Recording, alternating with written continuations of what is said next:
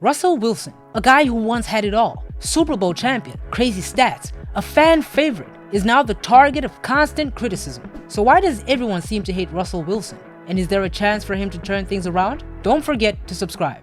Going back to 2012, Wilson was the 6th quarterback selected in the draft. While other quarterbacks that year, like Andrew Luck and Robert Griffin III, had incredible hype, Wilson was almost an afterthought. He was drafted in the 3rd round by the Seattle Seahawks, who had already signed a veteran quarterback, Matt Flynn, to a 3-year deal worth $26 million, expecting him to be the starter. Wilson's height, or lack thereof, was a big sticking point for scouts. At 5'11", he was shorter than the average NFL quarterback, sparking doubts about his ability to see over offensive linemen and make accurate throws in the pocket. But Seattle's general manager, John Schneider, and head coach Pete Carroll saw that Wilson's college stats were phenomenal. 3,175 yards and 33 touchdowns in his final season at Wisconsin, with only 4 interceptions. So, Seattle took a gamble, drafting Wilson at number 75 overall, despite Flynn's arrival. When training camp began, Wilson wasted no time. By the end of the preseason, he had outplayed Flynn and veteran Tavares Jackson to earn the starting role. That decision was a shock to everyone, but a sign of things to come. Wilson's rookie season was electric. He led Seattle to an 11-5 record, passing for 3,118 yards, 26 touchdowns, and only 10 interceptions, with a 64% completion rate. He made it into the Pro Bowl, and Seattle secured a spot in the divisional round of the playoffs. The Seahawks had found their franchise quarterback. In the second season, Wilson threw for 3,357 yards and 26 touchdowns, numbers similar to his rookie year, but this time, he was in control of an even more powerful roster. Seattle finished the regular season at 13-3, largely thanks to the emergence of the Legion of Boom defense and the power running of Marshawn Lynch. Wilson didn't have to carry the team by himself, but he knew how to execute when it mattered. His 8 yards per attempt ranked in the league's top 5. The 2013 season culminated in an unforgettable playoff run that took Seattle all the way to Super Bowl 48. The Seahawks faced Peyton Manning and the Denver Broncos, who had one of the most potent offenses in NFL history. But Wilson and Seattle dominated, securing a 43-8 victory. Wilson passed for 206 yards and 2 touchdowns in the biggest game of his life. At just 25 years old, he was already a Super Bowl champion. In just 2 seasons, he'd gone from a 3rd-round pick to the face of a franchise, proving his doubters wrong and showing that height doesn't matter if you have the skills and the mindset to succeed. What made Wilson's early days so remarkable is that Seattle's offense was built around the run game and defense, yet Wilson's role in managing the game and making clutch plays was undeniable. And I guess that's exactly when the team started trying way too hard to make him an actual superhero.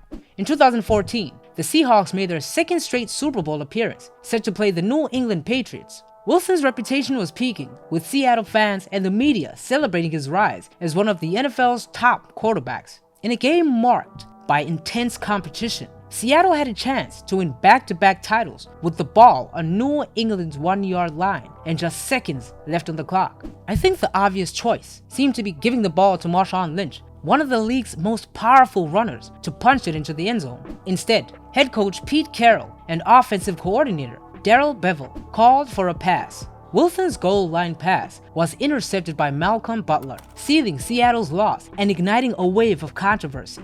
That moment turned into a permanent scar. Many players, especially on the defense, were furious about the decision to pass. Richard Sherman, a vocal leader on the team, openly expressed his frustration, hinting that the organization wanted Wilson, not Lynch, to be the hero and perhaps the MVP of the game.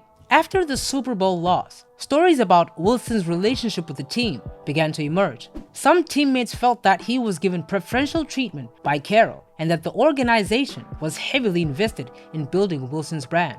The defense, led by Sherman, Cam Chancellor, and Earl Thomas, was known for its strong personalities, and they valued a culture of shared accountability. For them, Wilson's unique position seemed to clash with the team-first mentality. The Seahawks' internal conflicts became increasingly public. The infamous 2014 incident where Sherman intercepted a pass in practice and yelled, "You effing suck," directly at Wilson, reflected the brewing tension. As these dynamics continued, Wilson seemed to become increasingly focused on his image. He began embracing a persona that both fans and players saw as overly polished and inauthentic. He trademarked phrases like Mr. Unlimited and consistently shared motivational quotes and branded content on his socials. Honestly, the content just felt forced. Marshawn Lynch, who famously had a strong connection with his teammates, later shared that he didn't even have Wilson's phone number, indicating a disconnect between the quarterback and the rest of the locker room. Still, between 2012 and 2015, Wilson established himself as one of the most effective young quarterbacks in the NFL. He made plays out of thin air, slipping out of would-be sacks and throwing pinpoint passes on the run. In 2015, Wilson took his game to a new level statistically, passing for over 4,000 yards and throwing 34 touchdowns, a career high at the time. He led the league with a 110 passer rating, and the Seahawks finished 10-6, again making the playoffs. It almost seemed like he was all about football and seemed laser focused on one goal, winning. However, their journey ended in the divisional round against the Carolina Panthers, who capitalized on an early lead to secure victory. And I think it just all crumbled from there. The 2016 season saw the Seahawks advance to the playoffs, but were defeated in the divisional round by the Atlanta Falcons. The Seahawks began the game strong, driving down the field on their opening possession. Russell Wilson connected with Jimmy Graham and others to set up a 7-yard touchdown run by Thomas Rawls, giving Seattle an early 7-0 lead. However, Atlanta's defense capitalized on Seattle's mistakes. A critical safety occurred when Russell Wilson tripped over his lineman, leading to a 2-point play for Atlanta and shifting the game's momentum. The Seahawks fought to stay in the game, with Wilson throwing for 225 yards and 2 touchdowns. However, Atlanta's defense held firm, and Seattle couldn't overcome the Falcons' offensive onslaught. The game, played on January 14, 2017 at the Georgia Dome, ended with the Falcons winning 36-20. In 2017, Seattle's playoff streak ended as the team finished 9-7 and missed the postseason for the first time since 2011. Aging stars on defense and injuries took their toll, signaling a period of transition for the once dominant Legion of Boom. Despite the challenges, the Seahawks returned to the playoffs in 2018 with a 10-6 record. Their resurgence was short-lived, however, as they were eliminated in the wild card round by the Dallas Cowboys.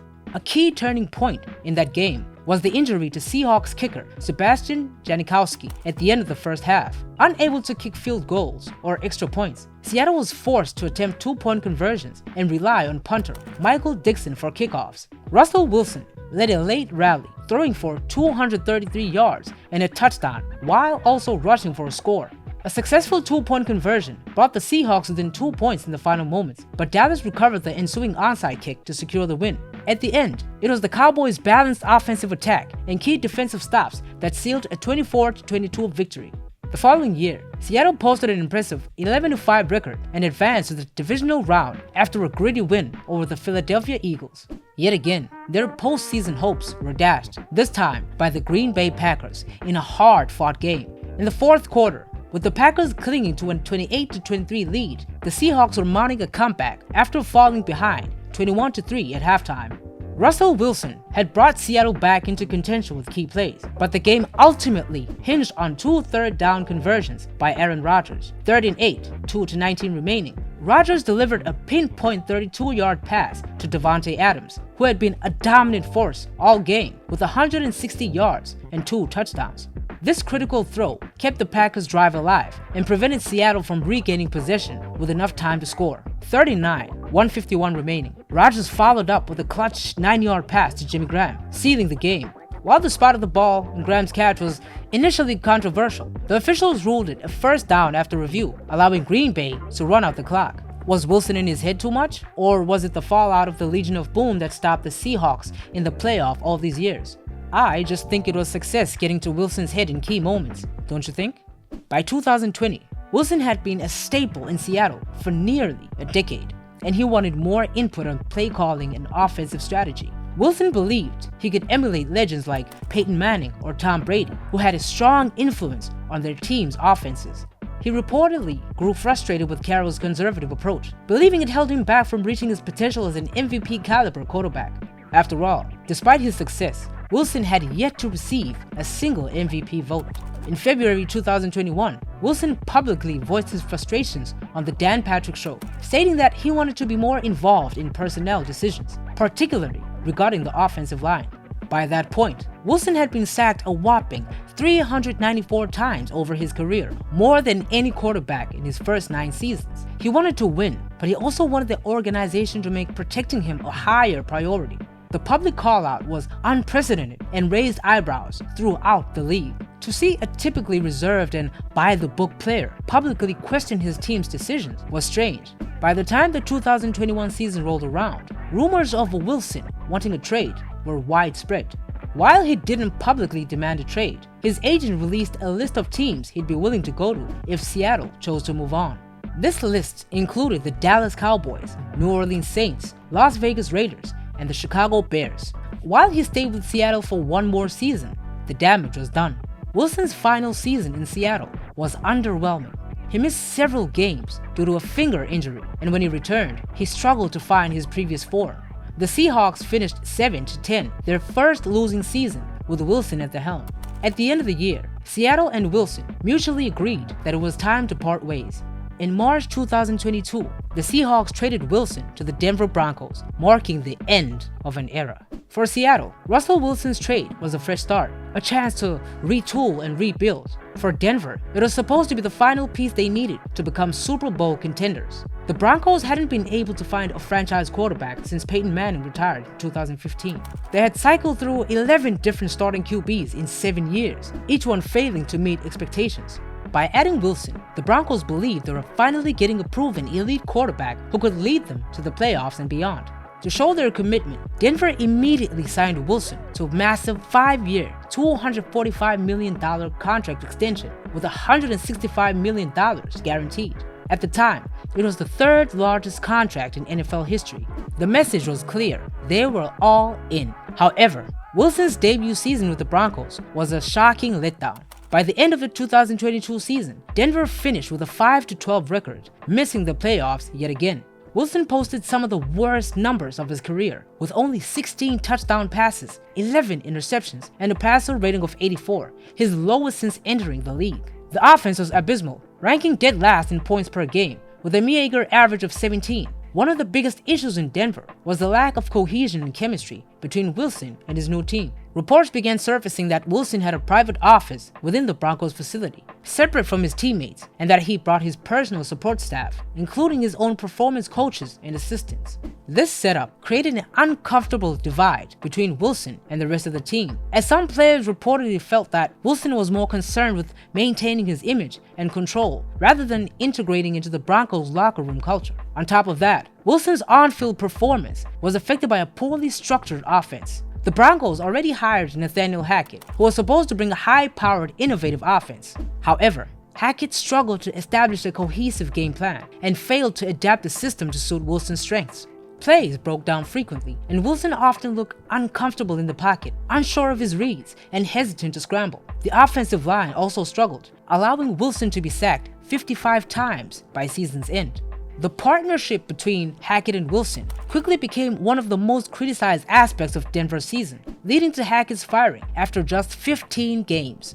In addition to the coaching issues, Wilson's struggles with accuracy and decision-making became evident. Known for his precise deep throws in Seattle, Wilson was frequently missing the targets and overthrowing his receivers. Plays that he used to make effortlessly, rolling out of the pocket, extending plays, finding open receivers downfield, seemed to vanish. Wilson's infamous catchphrase, "Let's ride," even became a meme, used ironically as a way to poke fun at the team's struggles. His forced optimism and polished public persona began to feel out of touch with the reality of the team's issues. Financially, Wilson's deal with Denver added an enormous amount of pressure on the franchise. His extension meant that the Broncos had invested nearly $250 million in a player who was underperforming, with significant guaranteed money, making it hard for the team to back out of the deal. This commitment made it crucial for the Broncos to figure out a solution, leading them to bring in veteran coach Sean Payton for the 2023 season, in hopes that he could bring out the best in Wilson. Known for his offensive expertise and success with quarterbacks, Payton seemed like the perfect match for a struggling Wilson. However, early reports suggested that Payton's patience with Wilson was limited. Publicly, Payton made it clear that Wilson's personal staff would no longer have the same level of access, signaling a shift back to a more traditional team-centered approach. Payton was focused on re-establishing control and reintegrating Wilson fully into the team dynamic. The first few games under Peyton in 2023 showed slight improvement, but the Broncos' performance was still inconsistent. Wilson managed to put up better numbers compared to the previous season, but it was evident that he wasn't the same player who had once been a consistent top 10 quarterback. The chemistry with his teammates was still a work in progress, and the offense was far from the explosive unit that Denver had envisioned when they brought him in. I believe his whole Denver chapter raised questions, not only about Wilson's abilities, but also about his personality and priorities. Was he more focused on building his brand than building a legacy as a player and connecting with the team? Did his drive for control and influence hinder his ability to lead? It was time for Denver to solve this problem, and fast. After a messy season with the Broncos, Wilson's value had plummeted. This was a former Super Bowl winning quarterback, now seen as damaged goods in the league, partly because of Denver's struggles, but also due to his own subpar performance. Pittsburgh, however, saw an upside. Mike Tomlin and the Steelers organization are known for their no-nonsense, results-driven culture, and they recognize that with the right environment and some tweaks, Wilson might still have gas left in his tank. So they decided to gamble. I think the Steelers had a couple of good points for the trade. First, their roster was built around a tough defense and a strong run game, much like what Wilson thrived with in Seattle. Pittsburgh's approach wasn't about building an offense entirely around Wilson. Instead, they focused on creating a system that could complement his strengths without putting all the pressure on him. With a solid backfield, led by Najee Harris, and a hungry receiving core featuring George Pickens, Wilson wouldn't have to carry the load himself.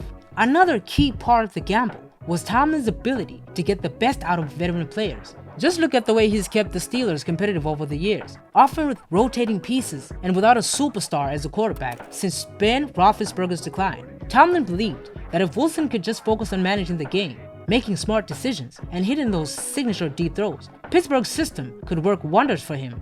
Wilson's deal with the Steelers was also structured to keep things low risk. He signed for the veteran minimum, giving Pittsburgh flexibility and Wilson the incentive to prove himself again. Critically, the Steelers didn't hand Wilson the keys without a backup plan. Around the same time they signed Wilson, Pittsburgh also acquired Justin Fields, a young quarterback with a lot of potential. This was Tomlin hedging his bets. If Wilson stumbled, Fields could step in. But surprisingly, Wilson came into Pittsburgh ready to work, humbled by his rough Denver experience and motivated to show he could adapt and succeed. In just a few games, the gamble seemed to be paying off. Wilson has looked sharper, playing within the system and making fewer risky plays. With Tomlin's disciplined approach and a clear offensive plan, Wilson has regained some of the respect he lost. Wilson's leadership has also started to make an impact. Unlike his time in Denver, where reports of disconnection with his teammates were frequent, in Pittsburgh, he seems to be embracing a more humble, team-first approach. He's taken the time to build rapport with key offensive weapons like George Pickens and Najee Harris. Pickens, in particular, has benefited from Wilson's famous deep ball accuracy. The Steelers' recent win against the Washington Commanders has injected new life into their season and could be a defining moment in their playoff push. Starting the game, it wasn't exactly smooth sailing for the Steelers. The Commanders came out strong, powered by their own offense led by Jaden Daniels. Washington built up a 10-point lead in the fourth quarter, and it looked like the Steelers were about to suffer a frustrating setback. But this is where Wilson's experience and calm under pressure came into play. He led a balanced offensive attack that allowed the Steelers to claw their way back into the game. One of the key plays of the game was a beautifully executed touchdown pass from Wilson to Mike Williams. This was a precision throw into tight coverage, with Williams making an acrobatic catch. Najee Harris and Jalen Warren were also vital to this win, carrying the ball a combined 35 times for 119 yards. With Wilson and the offensive line setting up a consistent ground game, Harris was able to punch through the Washington defense, helping the Steelers maintain possession and control the clock. The Steelers capitalized with a 32-yard touchdown pass to Mike Williams that put them ahead. It was a gutsy stop that sealed the 28-27 victory with a smart defensive play by the Steelers. It's still early days, but Wilson's journey with the Steelers is off to a promising start. The redemption arc is underway, and Russell Wilson might just be back, if not as a superstar, then as a reliable, respected leader for a Steelers team on the rise. Will Wilson bring the Steelers to the Super Bowl this year? Put your bets in the comments, and don't forget to subscribe.